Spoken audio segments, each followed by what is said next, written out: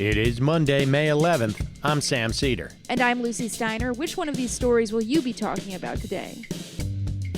Coronavirus has taken hold in the White House after Vice President Mike Pence's spokeswoman became the latest person working in the West Wing to test positive. Meanwhile, Joe Biden is reportedly putting together a coalition of, quote, Republicans for Biden, which he says includes major office holders. On the bright side, there's no way any of that could go wrong, and he's sure to open the same door to progressives any day now. And lastly, a huge win for the budding labor union at Hearst magazines. Hearst's fully unhinged leadership has done everything they could to fight their employees' union drive with the Writers Guild. You're listening to Majority.fm's AM Quickie, and these are the stories you need to know. The White House has coronavirus, and there's a very good chance it has spread to Donald Trump's inner circle. Here's what we know so far.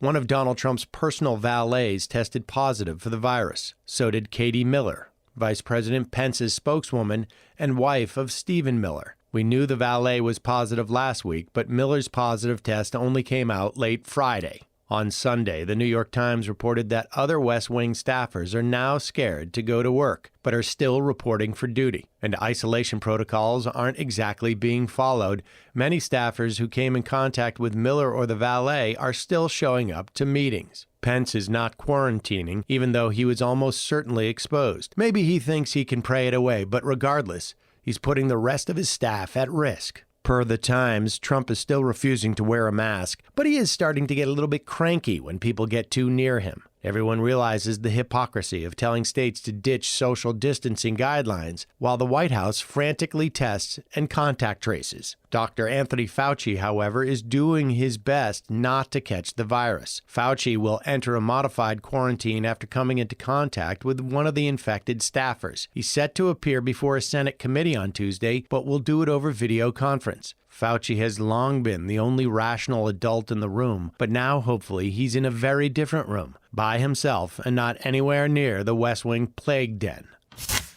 Joe Biden is reportedly assembling a crack team of Republicans, including some, quote, major office holders, end quote, to help him get elected. Biden let slip that this Republicans for Biden movement was growing in an Instagram live video at the end of April. But the Daily Beast tracked down some high-profile Never Trump Republicans who confirmed that the campaign had something up its sleeve. The Beast reports that this might look like an external PAC or an internal operation where a couple of Republicans join the campaign publicly. Either way, the whole thing seems half-formed and ineffective. In other words, perfect for the Biden campaign. What this tells us, of course, is that Biden would rather play Charlie Brown with the Republicans football than make any sort of actual overtures to the progressive wing of the party. He'll spend millions of dollars to get what probably won't amount to anything more than a boilerplate endorsement from a dweeb like Jeff Flake, but can't even pretend he'd consider the idea of passing Medicare for all if Democrats took back the Senate during his administration. The whole thing is a bit of a joke. Meanwhile, Democrats in the House aren't doing much better. Per Axios' report, Nancy Pelosi is currently rolling up her sleeves to get down to the absolutely ludicrous business of means testing, relief packages, and unemployment expansions to prevent people from, quote, abusing the system. Officials are now predicting that the unemployment rate will surpass 20% next month, and this is what the Democrats in power are worrying about. Majority.fm's AM Quickie is fueled by JustCoffee.coop. Just Coffee is a worker-owned coffee roaster based in Madison, Wisconsin that has sponsored the Majority Report for nearly a decade. Check out their collection of fair trade roasts, including our own Majority Report blend. And regardless of what you order, receive 10% off your order when you use the code MAJORITY at checkout. And all shipping is free. That's coupon code MAJORITY at JustCoffee.coop. The National Labor Relations Board just smacked down the greedy, money-grubbing bosses in charge of Hearst Media, handing a major victory to the magazine's chain's union movement. Hearst employees have been working to unionize with the Writers Guild of America East for more than 6 months. The company bosses have pulled out all the stops to break them down. Talking cartoon villain stuff here. The Hearst bosses tried to classify 6 union employees as management, made up new meaningless categories for its portfolio of magazines to try and split up the union into 6 different bargaining units. They also tried one of the dirtiest tricks in the anti-union handbook, claiming that their employees already had a union based on a potentially illegal company union set up by bosses. The Trump-led National Labor Relations Board hasn't exactly been a friend of organized labor, but even it was forced to admit that the Hearst management tactics weren't going to fly. The NLRB threw out all three of Hearst's main arguments and is now ordering that a union election go forward with an in-person or by mail vote.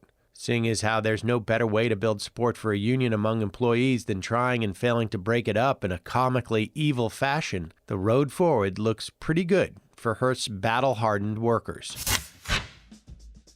And now for some quicker quickies. Quicker quickie. A new whistleblower report shows that the federal government passed up an offer from an American company to manufacture up to 7 million N95 masks per month, all the way back in January. A move which could have saved countless lives which are endangered during the country's dire shortage of protective equipment. Georgia's Attorney General is seeking a federal probe into local law enforcement's handling of the murder of Ahmaud Arbery after two local prosecutors recused themselves from the investigation in what quickly became a farcical miscarriage of justice.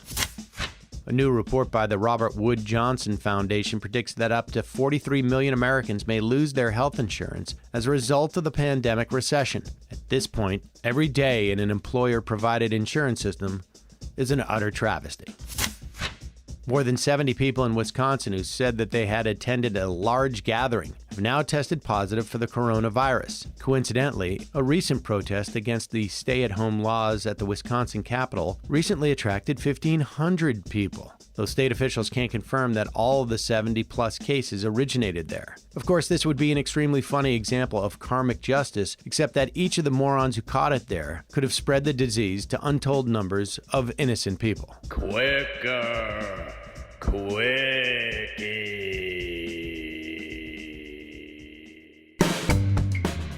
That's it, folks. Thanks for listening to Majority.fm's AM Quickie. Lucy? Thank you, Sam. Don't forget to check out the Majority Report today at noon, wherever your podcasts are found.